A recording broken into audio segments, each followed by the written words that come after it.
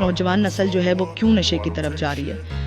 तो आप उसमें देखें कि उसमें ना एक बायो सोशल मॉडल पूरा अगर देखा जाए, बायोलॉजिकली भी they are prone to, they are other people they have seen, उन्होंने देखा जेनेटिक्स में भी कुछ लोग हैं जो कि कर रहे हैं। Obviously when we don't understand कि जीन्स को, डोमिनेंट जीन्स को भी रिसेसिव किया जा सकता है। मेरे दोनों पेरेंट्स डायबिटिक हैं, so it doesn't mean that it falls कि मैं डायबिटिक होंगी।